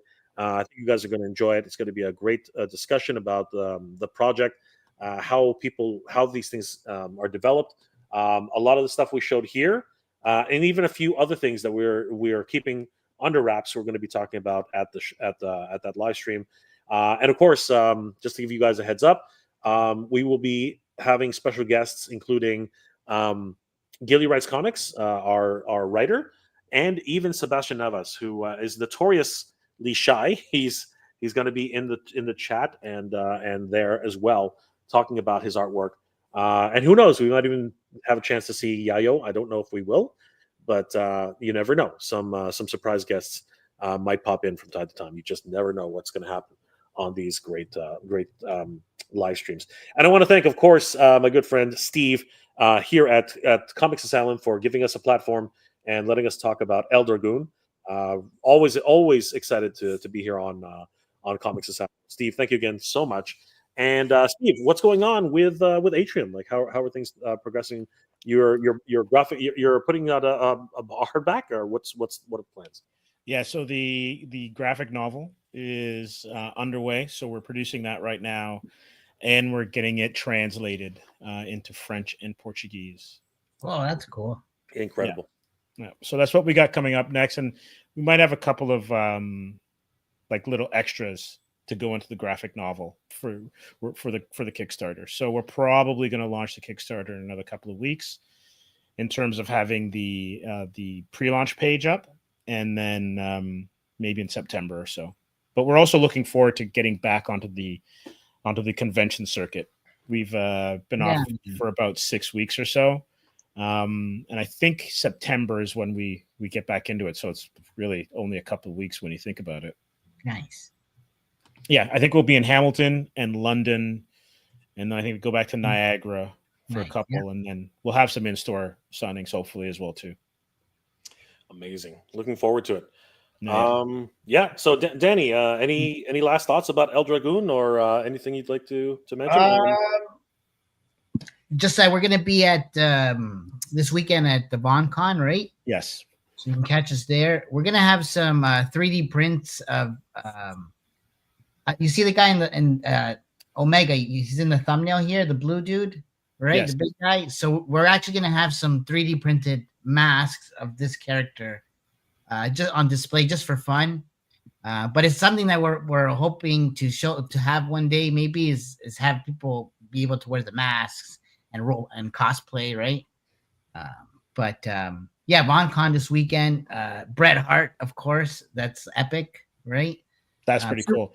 And it's a 2-day event this year, because we went last year when it was only one. So that's great. Yeah, man. So the cool thing is they're growing, right? Mm-hmm. And that's what you want to see. And they're trying to hit every market here, right? Which is great. They're gonna have a lot of different things going on. Food trucks. I think there's some face painting. There's some cosplay and stuff like that. So that's gonna be epic for sure. We'll be there both days. Actually, my understanding is the second day. That's when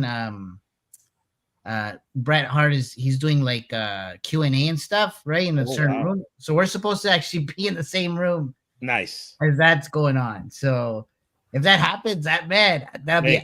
I definitely got to meet him. I've never met him. I met him, and there you go. So that's one of the. Oh, check this out. Well done. Definitely a big fit, right? But the idea there was to show how big the characters would be in real life, right? At least that character, Omega. There's kind of like there's we call them the demonical twins, which is Alpha and Omega, and they kind of wear these masks to hide their features. Very cool. Yeah, we are very excited. We have actually two. We actually have two of them, and we did bring these to San Diego. They were on display. They were there for the entire panel. Yeah, they were there. I saw them at the panel. They were on the table next to the mics. Yeah, you got it. They were cool. These were actually designed and printed by Jason. Sorry, how do you spell his name? Pronounce his name again? Tonello. I want to say Tonas, but Tonello. Yeah, sorry, Jason Tonello. I keep mispronouncing his name, but yes, these are incredible. Now these are just sculpts. They haven't been completely finished yet. They're not real masks you wear. We actually are talking to a good friend of the channel, Mario, who's actually in the chat last we saw, and he's looking into some options for us. So yeah, we're very very excited about these, because again, we're doing a lot of world building now, so things are starting to take shape. Excellent. Dave wants to make sure the mask doesn't get stuck, Jay. Don't worry, it'll work its way up. Amazing. I won't go too crazy. This was an awesome show. Real quick, guys. There's another thing that was going on. Can I just? I'm sorry. Absolutely. I just want to plug them in real quick, because they did feature us as well on. There's like a toy photography contest going on called New Brawl, #New Brawl on Instagram, right? and they actually featured us in their promo. So super appreciate that. Even if I don't know if one of you guys can bring it up or I can bring it up. I'm doing it right now. Okay. Keep talking. Just wanted to show it off real quick. And if you guys are into toy photography, right, you definitely want to enter this contest. All right. And you just take your photo and hashtag new brawl. NU brawl. And you got it. Yeah, there it is. Yep. So we're in there somewhere, but we just got featured, which is cool. We appreciate the team there. A lot of our buddies are on there as well, promoting it. So yeah, looks like people are already entering the contest. If you want to, yeah. So yeah, and if you go to the El Dragoon page, you'll see our post there. Yeah, there it is. Cool. Yeah, man. And Very so cool. yeah, so they have some really cool entries going on right now. I mean, again, That's these awesome. guys are doing some great stuff. Obviously, Fun Picks, one of our good friends, yeah, has already made an entry. Same thing with Angel Gomez, of course. Angel Gomez has put forward his entry. We also got What's Up Danger. He's doing some cool stuff. yeah. These are all our buddies. Yeah, everybody's getting into it. So lots of cool new shots. So yeah, guys, if you want, definitely check out the Brawl. Hashtag New Brawl. And we're gonna start seeing some really cool effects, I think, in the next couple of weeks. They're also doing lives here and there, and I think we may end up in some of those lives. Yeah. So just some rules of the road. For the first prize is $150 gift card redeemable at New Trade. Dioramas by Mega City Minis, and details coming soon. So if you win the first prize, you'll get $150, a gift certificate, and a diorama by Mega City Minis, and Noah. And the second prize is $100 plus a Mega City Mini diorama, and the third prize is $50 plus a Mega City Minis diorama. So very, very cool stuff. Of course, we have featured Mega City Minis, Noah's artwork, and designs on the channel before.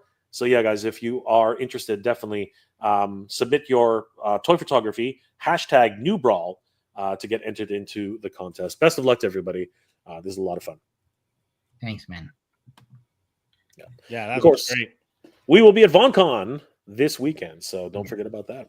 And friend of the show, Arnold Trinidad, says, see you guys at VonCon. Bruno and Angelo and the VonCon crew are killing it this year. Yeah, it was a great show. I was surprised because I didn't know what to expect last year. And, you know, the people were great. The organizers put on a great show. And the thing that caught me were like how do I say this? How serious the kids were when it came to selling their cards. Cards are huge, bro. Cards are massive. Not Danny. It wasn't just that the cards were huge. These kids showed up like they were like the villains in Miami Vice back in the 80s with the attaché cases. That it opens up and absolutely, and they're serious. Like they stood on business for those cards, man. Yep, it was crazy. I learned a lot because they weren't joking around. They were coming in there. We got grown ass men knocking each other out at Costco for Pokemon cards. Come on, this is some serious business going on right now. And the kids were not. They were not fooling. I guarantee they were not playing, man. Kids don't play. Nah. They had I guarantee you that it was the people under 11 and 12 that had the most lucrative days at that show last year, for sure. So good. Our buddy,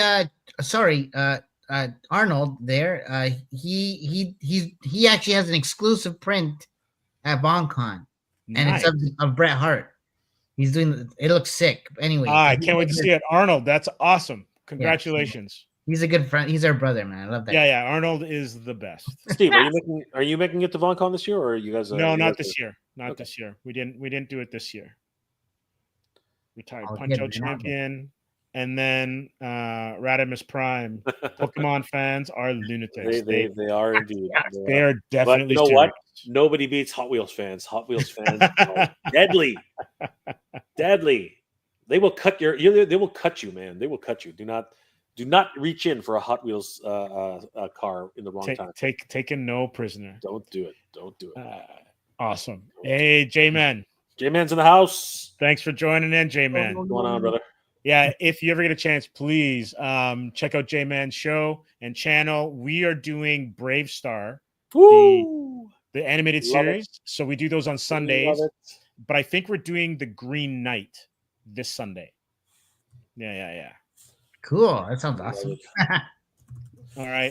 Since you brought that up, Well, Steve, good luck on your exam, J-Man. I know you're working hard on that. since you brought that up, what's it called? Brave Star? Yeah. Just really quickly, Titan Toys actually has the Marshall up for pre-order if anybody's interested. Oh wow. Yeah, and this guy's on point. So if you are a Marshall Brave Stars fan, because let's be honest, Mattel's not doing anything with this property. Nobody's doing anything with this property. No. So Ramen Toys picked up the ball and really brought the Marshall into existence in 1/12 scale. So he'll fit in with your GI Joes. He'll fit in with your Master Universe. Kaiser too. That's amazing. Oh yeah. I think the horse isn't the horse coming soon. The horse, yeah, 30-30. 30-30? 3-0. 3-0. Yeah. 3-0. He's going to be coming. Actually, you know what? We will have him as well. But if we go to ramentoy.com, he should already be up for pre-order right now. So just check this out. I don't know if you saw this yet, Steve, but 3-0, 30-30. Nice. Oh wow. Yeah, this guy's on point. I mean, he is. Look at that gun, yeah. Like Sarah Jane, man. That's Sarah Jane. That's right. Is that what it's called? Okay. Yeah, and look, he's got bite my shiny metal ass. He's got a shiny metal ass. He's got a bender. He's got a bender ass. He's got bender's ass. So yeah, you can even split Sarah Jane in two to put her on a holster. Again, a lot of really great world building here. Oh, that's cool. Nice. Yeah, that's really good. Yeah, I was able to take a look at this we were able to take a look at this at where was it, Danny? Joe Fest? No, not Joe Fest. It was Toylana? It was, Atlanta. Jolana. We saw him at Jolana. He was unpainted though. So really great to see him fully painted and realized. Oh, looks great though. And he's massive. If you look at Brave Star, yeah, right. If you look at the Marshall, he towers over the Marshall. The articulation in the legs on 30-30 is really cool. Oh yeah. He's got you can actually see the what's it called? The ratchet points. Yeah, they're exposed. Right. Really cool stuff going on here. Right. He's got the toyetic harness from the toy. Yeah. Right. That's great. Yeah. And he's got his mic as well too. Yeah, exactly. From the toy. Yeah. Right? It's a nod to the toy, which is freaking awesome. Right. So yeah. So if anybody's interested, we have these available at titantoys.com. So you guys can pick that up. It's on sale right now for $129 Canadian, down from $139.99. So great time to pick up the Marshall here in Canada. Absolutely. And free shipping if you spend more than $250 on the site. So something to consider. Now, so yeah, a lot of great stuff. So yep, knowing that you guys are talking about Brave Star these days, so very, very excited about that. Yeah, for sure, for sure. And the Queen of Dragons is there too. You know what? It actually kind of looks like her. Yeah. Now this is one of those real dolls, dude. This looks about like if you've seen the Wonder Woman, this one's scary. This is freaking scary. This is a doll. This is an action figure. Yeah, it looks like honestly that close up looks great. Like it looks like her. Yeah, and she's posable too. Like it's an action figure, so you can actually pose her. Khaleesi. Man. Yeah, and available for pre-order. Also available for pre-order on Titan. On Titan Toys. Oh, and anybody who's interested, Mask has made a comeback, and Titan Toys is the official distributor of Mask in Canada. That's great. Yeah. So, really great stuff. All right. All right. Let me get in a couple of the last little bit of comments, and then we will call it a night. Arnold says, thanks, guys. I came here to hear what the latest with El Dragoon and Apocalypse 4. Well, thanks for coming in. And it was a pleasure going over what Danny and Mega J and the crew have going on with El Dragoon. And then also we're able to spotlight a little bit of what Apocalypse 4 is all about with the new OGN that he's got rolling in. I think it's Apocalypse 4 Vagabond. So yes, Hugh Rookwood has got it on point, and we hope to have him on the show in the upcoming weeks, so he can take a deep dive into what he's got in store for everybody. Rodimus says, good thing I'm Transformers G.I. Joe and MOTU, and I got SS86 Megatron and Scavenger arriving tomorrow. Nice. Wow. Well done. That's Excellent. Pretty good. I didn't know Studio 86 is already got Megatron. I didn't realize that. That's cool. That's pretty good. J-Man says that looks amazing, referring to the Brave Star figure. It may be a bit out of my price range, but I was considering it. Dave says, pray they cross Pokemon with MOTU Skeletor. I choose you. For sure. J-Man says, looks amazing. Okay, dudes, I got to go. Be cool. See you Sunday. Yes, J-Man, see you Sunday. Yeah, and hit the like all. So do that for everybody. Do that for Danny's channel. Do that for Mega J's channel. Do it for J-Man. Yeah, the community is growing. We're all here to support each other. And we love it when you guys and gals all come in and watch what we got to say and put out there for everybody. So, Danny, other than VonCon and El Dragoon, what do you got going up? That's a good question. Just working on my socials, through Instagram. So Danny Green Collects on there. YouTube as well. Same thing, Danny Green Collects. Also at Titan during the day, Titan Toys. So for any of you guys collecting stuff or looking for imports and that kind of thing, feel free to reach out. Also use my code Danny Green at checkout, and you'll save 5%. So excellent. Yeah. Thanks, guys. And Mega J? Always a great time hanging out here at Comics Asylum. Guys, please subscribe to Comics Asylum on YouTube and, of course, all their social medias. Always great to hang out with Steve. And, of course, thank you guys for supporting the channel. You guys are awesome. Thank you so much. Absolutely. So, everyone, stay safe. Thanks for joining in. Thanks for commenting. And keep it indie. We'll see you in 7. Have a good night, guys. Thank you. Night, everybody. Take it easy. Bye.